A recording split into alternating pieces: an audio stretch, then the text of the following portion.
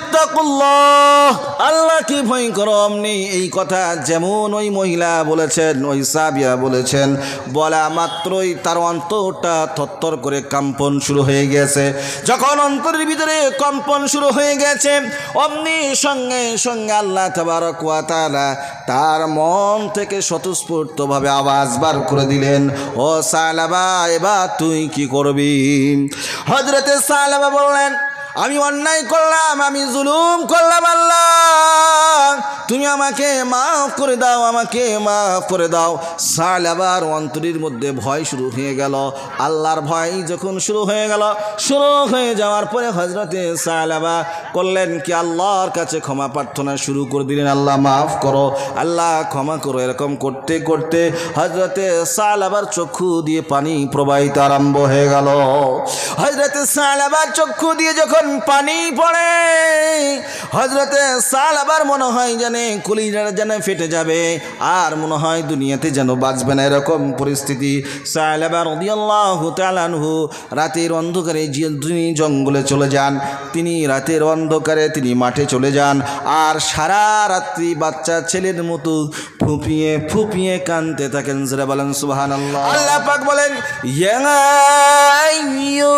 আইয়ুহাল্লাযীনা আমানু তুবু ইলাল্লাহি তাওবাতান নাসুহা عسى ربكم أن يكفر عنكم سيئاتكم ويدخلكم جنات تجري من تحتها الأنهار يوم لا يخزي الله النبي والذين آمنوا معه نورهم يسعى بين أيديهم وبأيمانهم يقولون ربنا أتمم لنا نورنا واغفر لنا إنك على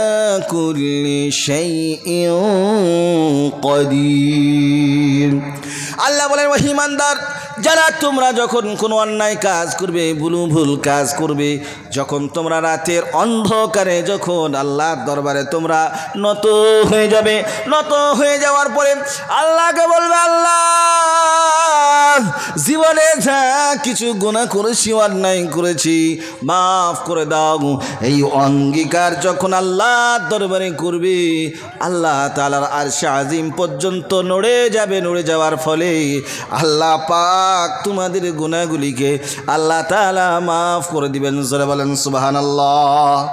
ভাইরা আমার, আল্লাহ তাবারক ওয়া তাআলা পারা নম্বর 4 সূরার নাম সূরাতুল ইমরান, আয়াত নম্বর 135 এর মধ্যে আল্লাহ তাআলা বলেন, ওয়াল্লাযীনা ইযা ফাআলু ফাহিশাতান আও যালামু আনফুসাহুম যাকারুল্লাহা ফাস্তাগফিরু লিযুনুবিহিম ওয়া মান ইয়াগফিরুয যুনুবা ইল্লা الله ولم يصروا على ما فعلوا وهم يعلمون।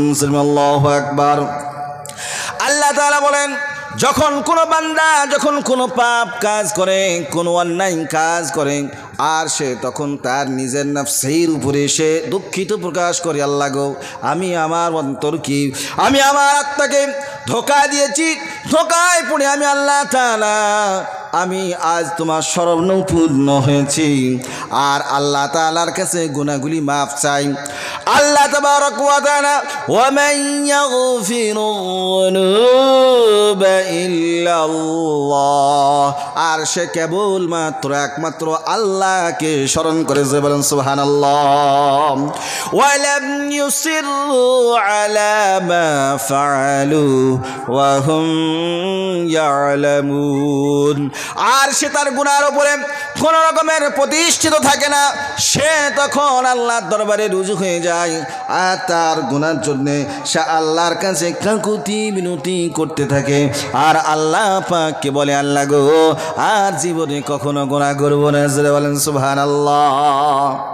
আল্লাহর নবী সাহাবী, আপনারা নাম শুনেছেন, আল্লাহর নবীর সাহাবী একজন অন্যায় কাজ করেছে, তার নাম ছিল হযরতে সালেবা রাদিয়াল্লাহু তাআলা আনহু। হযরতে সালেবা রাদিয়াল্লাহু তাআলা আনহু একজন আনসারী সাহাবা ছিলেন। হযরতে সালেবা রাদিয়াল্লাহু তাআলা আনহু এবং তার একজন নিকটস্থ বন্ধু, তিনিও একজন সাহাবা ছিলেন, তার নাম হলো হযরতে যায়েদ বিন আব্দুর রহমান রাদিয়াল্লাহু তাআলা আনহু। হযরতে সালেবা এবং সাদ বিন আব্দুর রহমান রাদিয়াল্লাহু তাআলা আনহু আপুসির মধ্যে খুব মিল মহব্বত ছিল, ভালোবাসা ছিল। এই দুজনের মধ্যে ভ্রাতৃত্ব বন্ধন ছিল। এমন সময় আল্লাহর নবী একদিন হঠাৎ করে তিনি আওয়াজ দিলেন, বললেন, ওগো আমার সাহাবারা, যুদ্ধের ময়দানে যেতে হবে, যুদ্ধ করার জন্য তোমরা প্রস্তুতি হও। আল্লাহর নবীর সাহাবারা সকলেই, আল্লাহর নবী যখন কোনো কথা বলতেন, কোনো কথা বলা মাত্রই সাহাবারা বলতেন, ইয়া রাসূলুল্লাহ লাব্বাইক ওয়া সাদাইক। আল্লাহর নবীর প্রত্যেকটা সাহাবা তারা এতটাই অনুসরণ করতেন, এতটাই অনুকরণ করতেন, আল্লাহ রসুল যখন কোনো প্রশ্ন করতেন সাহাবারা তখন বলতেন আল্লাহ রসুল এবং আল্লাহ ভালো জানেন। বলেন সুবহানাল্লাহ। তাদের এই গুণ ছিল। হযরতে সালেবা রাদিয়াল্লাহু তাআলা আনহু এবং হযরতে সাদ বিন আব্দুর রহমান রাদিয়াল্লাহু তাআলা আনহু আবুসের মধ্যে মিল মহব্বত ছিল, প্রেমের বন্ধন ছিল। হঠাৎ করে আল্লাহ রাসূল যখন যুদ্ধের ময়দানে যাওয়ার জন্য যখন ডাক দিলেন, সমস্ত সাহাবারা একত্রিত হলেন। একত্রিত হওয়ার পরে হযরতে সাদ বিন আব্দুর রহমান আল্লাহর নবী বললেন, তাবুকের যুদ্ধের ময়দানে তোমাকে যাওয়া লাগবে, অমক অমক সাহাবা তোমরাও যাবা। আল্লাহ রসুল বললেন, আমিও এই যুদ্ধের ময়দানে আমিও যাব। হযরত সাদ বিন আব্দুর রহমান এবং আল্লাহ রসুল এবং তার সাথে সাথে আরও অন্যান্য সাহাবারা তারা সকলেই বার হয়ে গেল। বার হয়ে যাওয়ার পরে এইদিকে হযরতে সালেবা রাদিয়াল্লাহু তাআলা আনহুকে আল্লাহর নবী বললেন, ও সালেবা, তুমি মদিনাতুল মুনাওয়ারার মধ্যে থাকবে, তুমি হলে আনসার সাহাবা, তোমার দায়িত্ব হলো তোমার যে সমস্ত পরিচিতি মানুষ যারা রয়েছে, যে সমস্ত এলাকা ভিত্তিক মহিলারা রয়েছে, তাদের যা কিছু প্রয়োজন, তাদের বাড়ির জন্য যখন যেটা দরকার সেটা তুমি পরিপূর্ণভাবে দায়িত্ব নিয়ে সেগুলোকে পালন করবে। আল্লাহ রসুলের সাহাবা হযরতে সালেবা বললেন, ইয়া রাসূলুল্লাহ, ইয়া হাবিবাল্লাহ, অবশ্যই অবশ্যই আমি পালন করব, আপনি কোন রকমের কোনো ফিকির করবেন না, কোনো চিন্তা করবেন না। হযরতে সালেবাকে আল্লাহ রসুল দায়িত্ব দিয়ে তিনি চলে গেলেন তাবুকের যুদ্ধে। সাহাবায়ে কেরাম রিজওয়ানুল্লাহি তাআলা আলাইহিম আজমাইন তারাও চলে গেল যুদ্ধের ময়দানে। হযরতে সালেবা তিনি যখন মদিনার প্রান্তরে রয়েছেন, এই মদিনার মধ্যে থাকা অবস্থায় তিনি প্রতিদিন যার যেটা প্রয়োজন সেটা প্রয়োজনগুলি মিটিয়ে দিয়ে আসে। এবং হযরতে সাদ বিন আব্দুর রহমান রাদিয়াল্লাহু তাআলা আনহু তার বাড়িতেও যায়। তার বাড়িতে যাওয়ার পরে সেইখানেও তিনি তার দায়িত্ব সেগুলোকেও তিনি পালন করে। এরকম পালন করতে করতে কয়েকদিন পার হয়ে গিয়েছে। হঠাৎ করে একদিন হযরতে সালেবা করেছেন কি, হযরতে সাদের বাড়িতে গিয়েছেন। সাদের বাড়িতে যাওয়ার পরে শয়তান জানে কিরকম ভাবে মনের মধ্যে প্ররোচনা দিয়ে দিল। আচ্ছা বলেন, শয়তান আপনার আমার বন্ধু না দুশ্মন? আরে জোরে বলেন। শয়তান বন্ধু না আপনার আমার দুশমন? শয়তান হলো আমাদের দুশমন। আল্লাহ সে কথাও কোরআনের মধ্যে বলেন, ইন্নাশ শাইতানা লিল ইনসানি আদুউম মুবিন। আল্লাহু আকবার। আল্লাহ বলেন, নিশ্চয় শয়তান হলো তোমাদের প্রকাশ্য দুশমন। শয়তান তোমাদেরকে বিভিন্ন রকমভাবে তোমাদেরকে প্ররোচনা দিবে, বিভিন্ন রকমভাবে তোমাদেরকে ফুসলাবে, দিয়ে তোমাদেরকে এই কাজ করিয়ে নেবে, কিন্তু সে তার দায়িত্বের মধ্যে সেটাকে নেবে না। হযরতে সাদের বাড়িতে গিয়েছেন। হযরতে সাদের বাড়িতে যাওয়ার পরে তার একটি চরম সুন্দরী রূপবতী গুণবতী তার স্ত্রী ছিল বাড়িতে। শয়তান তাকে প্ররোচনা দিয়েছে যে তুই একবার কাজ কর, ওই সাদের বাড়িতে যা, তার সঙ্গে ওর যে স্ত্রী আছে ওর স্ত্রীর সঙ্গে একটা খারাপ কর্মের মধ্যে জড়ে যা। এরকমভাবে যখন শয়তান কুমন্ত্রণা দিয়েছে, এরকমভাবে শয়তান যখন তাকে এরকমভাবে ফুসলিয়েছে, সে করেছে কি, হযরতে সাদের বাড়িতে গিয়েছে। সাদের বাড়িতে যাওয়ার পরে পর্দা ছিল, পর্দা সব কিছু সরিয়ে দিয়ে হযরতে সাদের স্ত্রীর কেবলমাত্র হাতটা ধরেছে। হাতটা ধরার পরে অমনি সঙ্গে সঙ্গে ওই মহিলা আল্লাহ ওয়ালি দিনদার ছিল, সে তখন বলে উঠল, ওগো সালাবা, তুমি তোমার ভাইয়ের আমানতের খিয়ানত করছো, তুমি আল্লাহকে ভয় করো। তুমি কাকে ভয় করো? আল্লাহকে ভয় করো। ইত্তাকুল্লাহ, ইত্তাকুল্লাহ, আল্লাহকে ভয় করো। অমনি এই কথা যেমন ওই মহিলা বলেছেন, ওই সাহাবিয়া বলেছেন, বলা মাত্রই তার অন্তরটা থরথর করে কম্পন শুরু হয়ে গেছে। যখন অন্তরের ভিতরে কম্পন শুরু হয়ে গেছে, অমনি সঙ্গে সঙ্গে আল্লাহ তাবারক ওয়া তাআলা তার মন থেকে স্বতঃস্ফূর্তভাবে আওয়াজ বার করে দিলেন, ও সালাবা, এবার তুই কি করবি? হযরত সালাবা বললেন, আমি অন্যায় করলাম, আমি জুলুম করলাম, আল্লাহ তুমি আমাকে মাফ করে দাও, আমাকে মাফ করে দাও। সালাবার অন্তরের মধ্যে ভয় শুরু হয়ে গেল। আল্লাহর ভয় যখন শুরু হয়ে গেল, শুরু হয়ে যাওয়ার পরে হযরতে সালাবা করলেন কি, আল্লাহর কাছে ক্ষমা প্রার্থনা শুরু করে দিলেন, আল্লাহ মাফ করো, আল্লাহ ক্ষমা করো। এরকম করতে করতে হযরতে সালাবার চক্ষু দিয়ে পানি প্রবাহিত আরম্ভ হয়ে গেল। হযরতে সালাবার চক্ষু দিয়ে যখন পানি পড়ে, হযরতে সালাবার মনে হয় যেন কলিজাটা যেন ফেটে যাবে, আর মনে হয় দুনিয়াতে যেন বাঁচবে না, এরকম পরিস্থিতি। সালাবা রাদিয়াল্লাহু তাআলা আনহু রাতের অন্ধকারে তিনি জঙ্গলে চলে যান, তিনি রাতের অন্ধকারে তিনি মাঠে চলে যান, আর সারা রাত্রি বাচ্চা ছেলের মতো ফুপিয়ে ফুপিয়ে কাঁদতে থাকেন। যারা বলেন সুবহানাল্লাহ। ভাইরা আমার, আজ আপনি আমি অনেক রহ গুণাগুলি দেখছি সমাজের মধ্যে, পাপগুলি দেখছি, অন্যায়গুলি দেখছি। ও যুবক ভাইরা, ও যুবতী বোনেরা, আপনারা ভালো করে শোনেন। আজ আমাদের মধ্যে রহ গুনাহ হচ্ছে। কেবলমাত্র হযরতে সালাবা হাতটা ধরেছে, এই হাতটা ধরার জন্য তার মনের মধ্যে কত রকমের বিভিন্ন রকমের ভয় ভীতি তার মধ্যে কাজ করছে। কথা ঠিক না? ঠিক জোরে বলেন। আর আমরা যারা দেখছি, শুনছি, বুঝছি, তারপরেও হাদিস, কোরআন, উলামাদের বায়ান, বক্তব্য সব কিছু আছে, তারপরেও কিন্তু আমরা আল্লাহর আইনগুলিকে প্রত্যাখ্যান করে চলেছি। রাসূলুল্লাহর আদর্শকে আমরা ছেড়ে দিয়ে মন মানি জীবন যাপন করছি। কথা ঠিক না? ঠিক। এটা কি করা চলবে? সাহাবাদের ঘটনা থেকে আপনাকে আমাকে শিক্ষা নিতে হবে। হযরতে সালাবা এরকমভাবে কাঁদতে কাঁদতে বার হয়ে গেলেন। জঙ্গলে কাঁদেন, মাঠের মধ্যে কাঁদেন। এবার হঠাৎ করে এক দুই করতে করতে একদিন এমন একটা সময় আসলো, যে সময়ের মধ্যে আল্লাহর রাসূল এবং গাজী সাহাবীরা যখন মদিনার মধ্যে ফিরলেন, মদিনার মধ্যে ফেরার পরে হযরতে সাদ করলেন কি, বাড়িতে গেলেন। এবার বিভিন্ন সাহাবীদের খবর বিভিন্ন সাহাবীরা নিচ্ছেন। আল্লাহর রাসূল সাল্লাল্লাহু আলাইহি ওয়াসাল্লাম তিনিও বিভিন্ন সাহাবাদের খবর নিচ্ছেন। খবর নিতে নিতে হযরতে সালাবাকে দেখতে পেলেন না। এবার সালাবাকে যখন দেখতে পেলেন না, দেখতে না পাওয়ার ফলে আল্লাহর নবী বললেন যে, ও সাদ, তুমি সালাবার খোঁজটা নাও।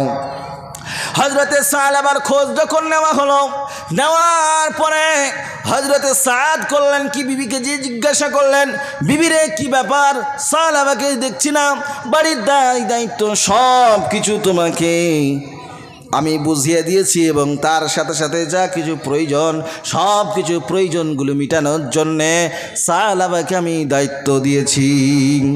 এবার তখন হযরতে সাদের স্ত্রী কাঁদতে লাগলেন, আর কাঁদতে কাঁদতে সমস্ত ঘটনাগুলি বর্ণনা করলেন। বর্ণনা করার পরে হযরতে সাদের চরম দুঃখ অন্তরের মধ্যে পেলেন। পাওয়ার পরে হযরতে সাদ, তিনি তো একজন সাহাবী, তিনি তো আল্লাহর রাসূলের একজন প্রাণ প্রিয় সাহাবী, তিনি তখন বুঝতে পারলেন সালাবা তাহলে কাঁদতে কাঁদতে জঙ্গলের মধ্যে চলে গিয়েছে, মাঠের মধ্যে চলে গেছে, নিশ্চয় তার মধ্যে অন্তরে এমন একটা ভয় ভীতি কাজ করেছে, যার কারণ থেকে সে অনুতপ্ত হয়ে আল্লাহর কাছে ক্ষমা চাইছে। হযরতে সাদ করলেন কি, তিনি করলেন কি, এবার ওই সাহাবীদেরকে লক্ষ্য করে তিনি বললেন, ও আমার সাহাবী বর্গরা, ও আমার সাথী বর্গরা, হযরতে সালাবা তো অন্যায় করেছে, তিনি তো জুলুম করেছে, অবশ্যই ঠিক কথা, কিন্তু আমি আল্লাহকে রাজি খুশি করার জন্য মাফ করে দিলাম, জবান সুবহানাল্লাহ। এবার হযরতে সালাবাকে আনার জন্য হযরতে সাদ খুঁজতে লাগলেন। খুঁজতে খুঁজতে দেখছেন জঙ্গলের মধ্যে সালাবা সিজদায় পড়ে রয়েছে। সিজদায় পড়া অবস্থায় সে আল্লাহকে বলছে, আল্লাহ আমি তো অন্যায় করেছি, জুলুম করেছি, আমাকে ক্ষমা করে দাও।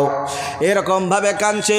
হযরতে সাদ করলেন কি, ওইখানে যে সালাবাকে ডাকলেন, ও ভাই সালাবা রে, তুমি চলো আমার সঙ্গে, আমি তোমাকে ক্ষমা করে দিয়েছি, তোমাকে আল্লাহ তাআলাও নিশ্চয় ক্ষমা করে দিবেন। হযরতে সালাবা তখন বললেন, ও ভাই তোমার তো ক্ষমা তো আমি বুঝতে পারলাম, কিন্তু আমি তো আমানতের খেয়ানত করেছি। ওই বিবিটা শুধু তোমার বিবি নয়, ওটা হলো আমার জন্যে ছিল আমানত, কিন্তু আমি আমানতটাকে মানি নাই। আচ্ছা বলেন, আমাদের সমাজে কি আমানত আছে? আমানত কি জিনিস আর জানেই না। মসজিদের টাকা নিয়েছে আমানত হিসাবে, দেখা যাচ্ছে যে পাটের ব্যবসা করছে, দেখা যাচ্ছে যে গমের সময় গম কিনে বেড়াচ্ছে, এরকম লোক আছে না নাই? কি গো, কিন্তু আমানতটা আমানত বুঝে না। আমানত মানে কি, আপনাকে যে অবস্থায় যেভাবে যেরকম পরিস্থিতি দেবে সেই রকম পরিস্থিতিতেই মালটাকে আপনাকে রাখতে হবে, খরচ করা যাবে না। যদি সেই অনুমতি পাওয়া যায় যে হ্যাঁ খরচ করেন, তাহলে সেটা ভিন্নতা, কিন্তু যেভাবে দেবে সেইভাবেই ফেরত দিতে হবে। এর নাম হলো কি? আরে জোরে বলেন, আমানত। হযরতে সালাবা রাদিয়াল্লাহু তাআলা আনহুকে যখন বললেন, ভাই আমি তোমাকে মাফ করে দিয়েছি, হযরতে সালাবা বললেন যে শোনো, তুমি মাফ করে দিয়েছো ঠিক আছে, কিন্তু আমি আমানতের খেয়ানত করেছি, আল্লাহ পাক আমাকে মাফ করবেন না। তুমি এক কাজ করো, আমার হাতগুলিকে এরকমভাবে বেঁধে দাও গর্দানের সঙ্গে, আর বেঁধে দিয়ে তুমি আমাকে রশি দিয়ে বাঁধো। হযরতে সালাবা রাদিয়াল্লাহু তাআলা আনহু যখন এই কথা বললেন, হযরতে সাদ বললেন, ভাইরে আমি এই কাজ করতে পারবো না। এবার যখন হযরতে সালাবা রাদিয়াল্লাহু তাআলা আনহুর এই কথা বারবার তার কাছ থেকে সাদ শুনতে পেলেন, শুনতে পাওয়ার পরে এবার তখন হযরতে সাদ বাঁধতে বাধ্য হয়ে গেলেন, বাঁধলেন। এবার হযরতে সালাবা হযরতে সাদকে বলেন, সাদ তুমি সর্বপ্রথম আমাকে উমর রাদিয়াল্লাহু তাআলা আনহুর কাছে নিয়ে চলো। হযরতে উমর রাদিয়াল্লাহু তাআলা আনহুর কাছে বেঁধে হযরতে সাদ নিয়ে গেলেন। নিয়ে যাওয়ার পরে যখন হযরতে উমর রাদিয়াল্লাহু তাআলা আনহুর কাছে গেলেন, যাওয়ার পরে হযরতে উমরকে সমস্ত ঘটনাগুলি সালাবা বললেন। সালাবা বলার পরে হযরতে উমর রাদিয়াল্লাহু তাআলা আনহুর চক্ষুগুলো লাল হয়ে গেল, মনে হচ্ছে চোখ দিয়ে যেন আগুন ঝরছে। হযরত উমর রাদিয়াল্লাহু তাআলা আনহুর আপনার মুখমণ্ডলটা বিবরণ হয়ে গেল, বিভিন্ন রকমের রঙে যেন রঙিন হয়ে গেল, মুখটা লাল পাড়া হয়ে গেল। হযরত উমর যখন এই কথা শুনলেন, শোনার পরে হযরত উমর বললেন, ও সালেবারে তুই এক্ষুনি এখান থেকে বার হয়ে যা, না জানি আল্লাহর পক্ষ থেকে কোন গজব চলে আসে কোনো ঠিক নাই। হযরতে সালেবা রাদিয়াল্লাহু তাআলা আনহুকে ওখান থেকে হযরতে ওমর তাড়িয়ে দিলেন। এবার হযরতে সালেবা হযরতে সাদকে বলেন, ভাই সাদ রে, তাহলে পরে হযরতে আবু বকরের কাছে চলো। হযরতে আবু বকরের কাছে গেলেন। হযরতে আবু বকরের কাছে যাওয়ার পরে সমস্ত ঘটনাগুলি খুলে বললেন। হযরতে আবু বকর তিনি তো একজন নরম প্রকৃতির সাহাবা ছিলেন। তিনি বললেন, ভাই আমার পক্ষে বলা তো কিছু সম্ভব নয়, তাহলে তোমরা এক কাজ করো, যেহেতু তুমি পাপ করেছো, অন্যায় করেছো, জুলুম করেছো, এই বিষয়ে আমি কিচ্ছু বলতে পারবো না, অন্য কোনো জায়গায় তুমি যেতে পারো। এবার হযরতে সালেবার মনে বড় দুঃখ হলো, হায় রে, এমন কি পাপ করলাম, এমন কি অন্যায় করলাম যে অন্যায়ের জন্য আমাকে দুই জায়গা থেকে বিদায় নিতে হলো। এবার কার কাছে যায়? হযরতে আলী রাদিয়াল্লাহু তাআলা আনহুর কাছে হযরতে সালেবা রাদিয়াল্লাহু তাআলা আনহু হযরতে সাদকে সঙ্গে নিয়ে গেলেন। সঙ্গে নিয়ে যাওয়ার পরে হযরতে সালেবা সমস্ত ঘটনাগুলি বললেন। হযরতে আলী রাদিয়াল্লাহু তাআলা আনহু ছিলেন তিনি জ্ঞানের পাহাড়। আল্লাহ নবী বলেছেন, আনা মদিনাতুল ইলমি ওয়া আলিয়্যুম বাবুহা, আমি হলাম জ্ঞানের সমুদ্র, আর ওই সমুদ্রের দরজা হলো আমার আলী। জোরে বলেন সুবহানাল্লাহ। হযরত আলী রাদিয়াল্লাহু তাআলা আনহুর কাছে যাওয়ার পরে হযরত আলী রাদিয়াল্লাহু তাআলা আনহু সমস্ত ঘটনাগুলি শুনলেন। শোনার পরে হযরত আলী রাদিয়াল্লাহু তাআলা আনহু তিনিও কিন্তু ফয়সালা নিতে পারলেন না। হযরত আলী বললেন, আমার পূর্বে কয়জনের কাছে তোমরা গিয়েছো? বলে, আপনার পূর্বে দুইজনের কাছে গিয়েছি। বলে, কার কাছে কার কাছে? এবার তখন হযরত সালেবা বললেন, উমরের কাছে গিয়েছি এবং তার সাথে সাথে হযরত আবু বকরের কাছে গিয়েছি, দুজনেই বিদায় করে দিয়েছে, তৃতীয়বারে আপনার কাছে এসেছি। বলে, আমিও এই বিষয়ে কোনো ফয়সালা দিতে পারবো না। এবার হযরত সালেবা চিন্তা ভাবনা করলেন, তাহলে এবার কার কাছে যাওয়া যায়? রাহমাতাল লিল আলামিন বিশ্বনবী জনাবে মুহাম্মদুর রাসূলুল্লাহ সাল্লাল্লাহু আলাইহি ওয়াসাল্লামের কাছে যাওয়া যাক। রাহমাতাল লিল আলামিন, মায়ার নবী, দয়ার নবী কি কথা বলেন সেটা শোনা যাক। এবার আল্লাহর নবীর কাছে গেলেন। যাওয়ার পরে তিনি করলেন কি, আল্লাহর নবীকে সালাম বিনিময় করলেন। সালাম বিনিময় করার পরে আল্লাহর নবী বললেন, ওগো সালেবা, কিসের জন্য এসেছো বলো। এবার হযরতে সালেবা রাদিয়াল্লাহু তাআলা আনহু সমস্ত ঘটনাগুলি খুলে বর্ণনা করলেন। আল্লাহর নবীর চেহারা মুবারক পরিবর্তন হয়ে গেল। হয়ে যাওয়ার পরে আল্লাহর নবী বললেন, ও সাহাবা, এই বিষয়ে আমি কোনো কথা বলতে পারবো না, তুমি এমন পাপ করেছো, এই পাপ হয়তো মাফ হবে কিনা আমি নবী হয়ে আমি কিন্তু জানি না। জোরে বলেন সুবহানাল্লাহ। আল্লাহর নবী হযরত সালেবাকে বললেন, সালেবা রে, তুই এখান থেকে বিদায় নিয়ে নে। হযরতে সালেবা রাদিয়াল্লাহু তাআলা আনহু এতটাই মর্মাহত হলেন, এতটাই দুঃখিত হলেন, কোন জায়গায় যায় কোন জায়গায় যায়। হযরতে সালেবা করলেন কি, হযরতে সাদকে ছেড়ে দিয়ে তিনি জঙ্গলের মধ্যে চলে গেলেন। আর রাত দিন তিনি আল্লাহর কাছে কাঁদতেই থাকে। আল্লাহর কাছে যখন কাঁদতেই থাকে, হঠাৎ করে এইদিকে আল্লাহর নবীর কাছে একজন ফেরেশতা আসলেন।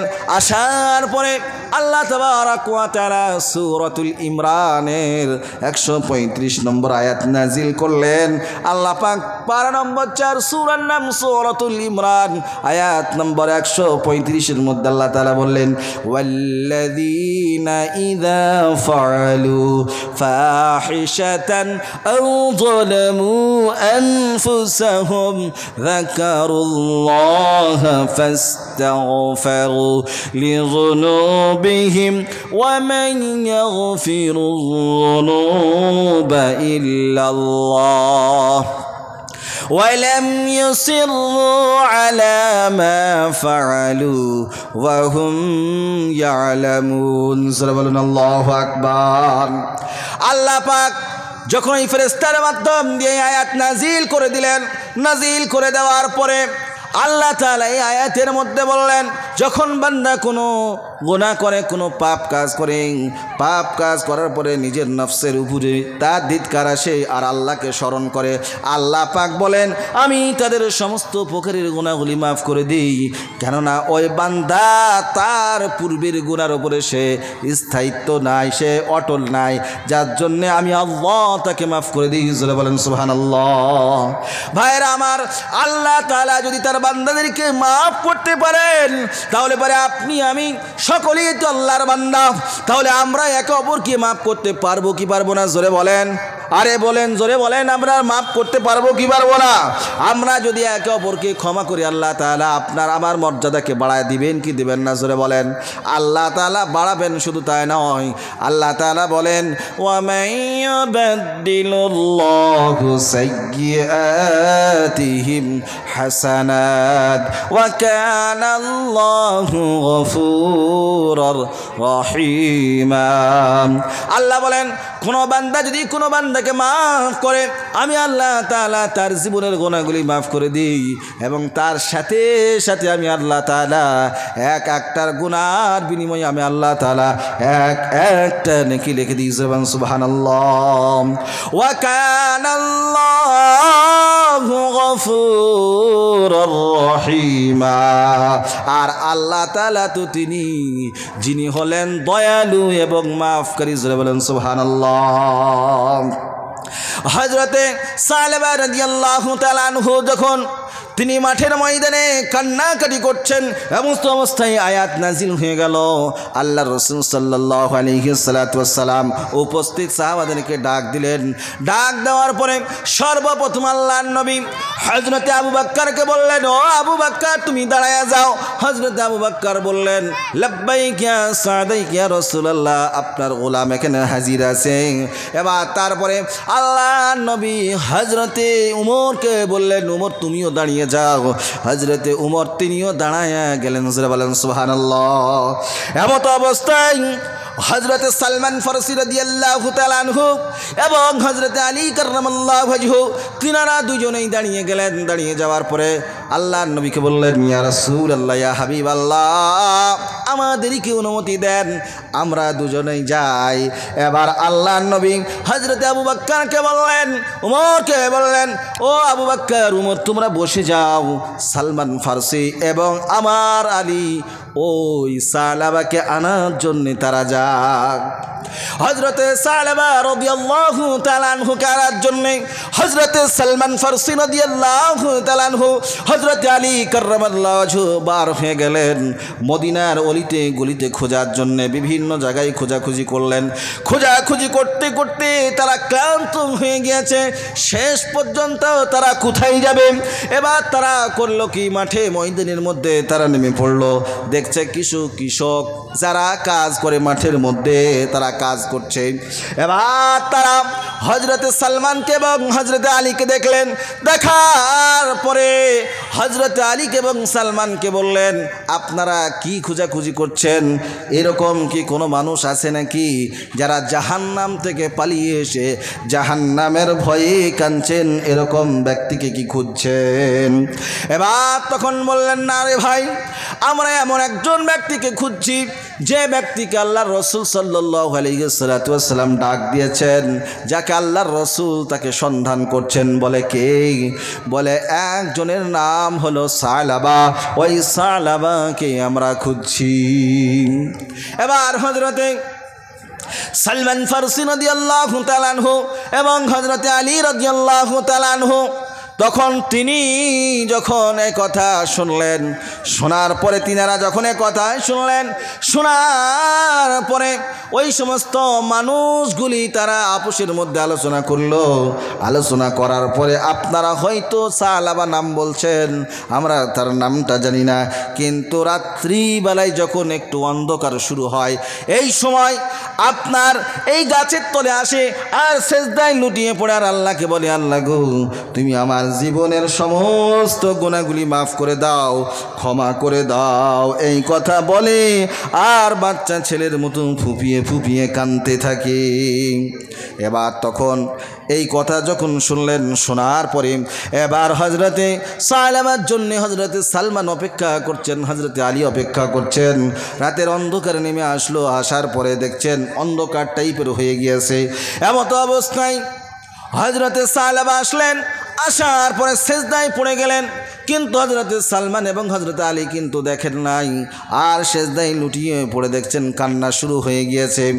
যখন কান্না শুরু হয়ে গিয়েছে, যে আল্লাহ তুমি আমাকে মাফ করো, আমাকে ক্ষমা করো, তুমি যদি ক্ষমা না করবে কি করব, এরকমভাবে কান্না করে আল্লাহকে বলে, আল্লাহ গো, দুনিয়াতে যত প্রকারের কষ্ট আছে, আযাব আছে, শাস্তি আছে, সব তুমি আমাকে দিয়ে দাও, কিন্তু আমাকে জানে কবরে কোনো রকমের কোনো হিসাব নিও না। এই কথা যখন বলতেছেন আর কাঁদতেছেন, এই সময় হজরত আলী এবং হজরতে সালমান ফারসি রাদিয়াল্লাহু তাআলা আনহু কল্যাণকে সাহাবার কাছে গেলেন। যাওয়ার পরে সাহাবাকে সালাম দিলেন। সালাম দেওয়ার পরে সাহাবাকে বললেন, ওগো সাহাবা, তোমার গুনাহ মাফ হয়ে গিয়েছে। বলে কেমন করে বললে? বলে আমরা সেই খান থেকে এসেছি যেখান থেকে আল্লাহ পাকের অর্ডার হয়েছে, যার মাধ্যম দিয়ে তিনি হলেন জনাবে মুহাম্মদুর রাসূলুল্লাহ সাল্লাল্লাহু আলাইহি ওয়াসাল্লাম। যারা বলেন সাল্লাল্লাহু আলাইহি ওয়াসাল্লাম। এবার হযরতে সাহাবা বলেন, আপনারা যখন আল্লাহর নবীর কাছে আসলেন তখন নবীর চেহারাটা কেমন ছিল? হাসি খুশি ছিল না কিরকম ছিল একটু বলেন। তখন হজরতে সালমান এবং হজরতে আলী বললেন, আল্লাহর নবীর মুখটা চমৎকার এবং সুন্দর হাসি মুখ ছিল। জোরে বলেন সুবহানাল্লাহ। হজরতে সাহাবাকে হজরতে সালমান ফারসি হজরতে আলী আল্লাহর রসুলের দরবারে নিয়ে গিয়েছেন।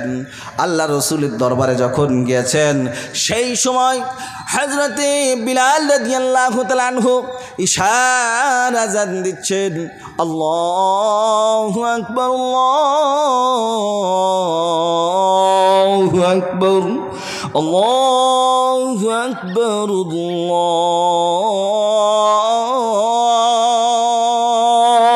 আল্লাহু আকবার। এরকম করে যখন হজরতে বিলাল আজান দিচ্ছেন, আজানের সুরটা কত মায়ার, কত সুন্দর। হজরতে সালাবা পৌঁছালেন। হজরতে সালাবা পৌঁছানোর পরে অজু করলেন। অজু করার পরে ইমামতির জন্য আল্লাহ রসুল তৈরি হয়ে গিয়েছেন। হজরতে সালাবা রাদিয়াল্লাহু তাআলা ওযু করে তিনি কাতারের মধ্যে শামিল হয়ে গেলেন। আল্লাহর নবী সাল্লাল্লাহু আলাইহি ওয়াসাল্লাম তিনি জামাতের জন্য, ইমামতির জন্য দাঁড়িয়ে গিয়েছেন। দাঁড়িয়ে যাওয়ার পরে হজরতে বিলাল রাদিয়াল্লাহু তাআলা আনহু তিনি ইকামত দিচ্ছেন। ইকামত শেষ হলো, আল্লাহ নবী তাকবীর তাহরিমা বলে আল্লাহু আকবার বলে খাড়া হলেন। সূরা ফাতিহা তেলাওয়াত করলেন। তেলাওয়াত করে বিসমিল্লাহ পড়লেন। বিসমিল্লাহ পড়ার পরে আল্লাহকুমুত তাকাসুর, এরকম ভাবে যখন হযরতে সালাবা শুনলেন আল্লাহর নবী আল্লাহকুমুত তাকাসুর পড়তেছে, অমনি হযরতে সালাবা চিৎকার দিয়ে উঠলেন। এমন জোরে চিৎকার দিলেন মনে হলো মদিনাতুল মুনাওয়ারার মসজিদে নববীটা যেন ভেঙে গেল, এরকম ধরনের একটা চিৎকার দিলেন। আল্লাহর নবী যখন সূরা তাকাসুর একটা আয়াত তিনি তেলাওয়াত করেছেন, এরকম একবার চিৎকার দিলেন। তারপরে আল্লাহর নবী কি পড়লেন? হাত্তা যুরতুমুল মাকাবির। দ্বিতীয় আয়াত যখন ওই সাহাবা শুনলেন, সাহাবা শোনার পরে আবার তিনি তার থেকে আরো বিকট আওয়াজ একটা চিৎকার দিলেন। চিৎকার দেওয়ার পরে সাহাবা রাদিয়াল্লাহু তাআলা আনহু তিনি জামাতের মধ্যে মসজিদে নববীতে তিনি পড়ে গেলেন। জোরে বলুন ইন্না লিল্লাহি ওয়া ইন্না ইলাইহি রাজিউন। আল্লাহর নবী ইমামতি করতে করতে সালাম ফেরালেন। সালাম ফেরানোর পরে নামাজ শেষ হলো, দোয়া সব কিছু শেষ হলো। আল্লাহর নবী হযরতে সালমানকে বললেন, সালমান গো, সাহাবাকে দেখো দিনি কিরকম অবস্থায় রয়েছে, তুমি একটু পানি নিয়ে যাও আর ওই সাহাবার মুখের উপরে একটু পানি ছিটাইয়া দাও। হযরতে সাহাবার কাছে হযরতে সালমান ফারসি রাদিয়াল্লাহু তাআলা আনহু গেলেন। যাওয়ার পরে দেখছেন শরীরে আর কোনো মতন কোনো রকমের কোনো আর সাড়া শব্দ শব্দ নাই, শরীর সম্পূর্ণ শেষ হয়ে গিয়েছে, আল্লাহর ডাকে সাড়া দিয়েছে। হযরতে সালাবার গায়ে হাতে মুখে সব জায়গায় হাত দিলেন, কিন্তু কোনো রকমের কোনো সাড়া শব্দ কিছুই নাই। আল্লাহর নবীকে বললেন, ইয়া রাসূলুল্লাহ, ইয়া হাবিবাল্লাহ, হযরতে সালাবা কিন্তু আর দুনিয়াতে নাই, দুনিয়া থেকে তিনি বিদায় নিয়েছেন। জোরে বলুন, ইন্না লিল্লাহি ওয়া ইন্না ইলাইহি রাজিউন। এইটা হচ্ছে তওবা, যে কাকে বলে সামান্য একটা গায়ে হাত দেওয়া, এই গুণাটার জন্য জীবনটাকেই শেষ করে দিলেন। কেন? যে আমরা দুনিয়ার যত রকমের কষ্ট আছে সব কিছু সহ্য করতে পারবো, কিন্তু ওই পরকালের কঠিনতম শাস্তি সেটা কখনো সহ্য করতে পারবো না। হযরতে সালাবা যখন ইন্তেকাল হলো, এই ইন্তেকালের খবর তার মেয়ে খানসা রাদিয়াল্লাহু তাআলা আনহা শুনলেন। শোনার পরে তার বাপের জন্য তিনি কান্নাকাটি শুরু করে দিয়েছেন। আল্লাহর নবী হযরতে খানসাকে বললেন, তার মেয়েকে বললেন, ও খানসা, তুমি কেঁদো না, আমি যদি তোমার বাপ হই আর ফাতিমা যদি তোমার বোন হয়, তাহলে পরে কি এর চাইতে বড় খুশি কি আর কিছু আছে? হযরতে খানসা বললেন, ইয়া রাসূলুল্লাহ, ইয়া হাবিবাল্লাহ, এটা তো আমার বড় সুযোগ, এইটাই তো আমার বড় প্রাপ্তি। আমার জীবনে যদি আপনার মতো নবী যদি আমার বাপ হয়, আজ হযরতে ফাতিমা যিনি হলেন সমস্ত মহিলাদের সর্দার, ওই সর্দার খাতুনে জান্নাত যদি আমার বোন হয়ে যায়, এর চাইতে আর বড় প্রাপ্তি কিছুই নাই। বলেন সুবহানাল্লাহ। তাহলে এবারে এটার দ্বারাই আমরা কি শিখলাম?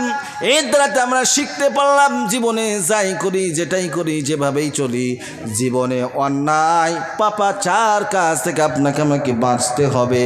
একমাত্র তওবায়ে নাসুহা করা লাগবে। দুনিয়াতে সব কিছু দুনিয়াতেই পড়ে থাকবে, ঈমান এবং আমল এটাই কিন্তু একমাত্র আপনার আমার সঙ্গে যাবে।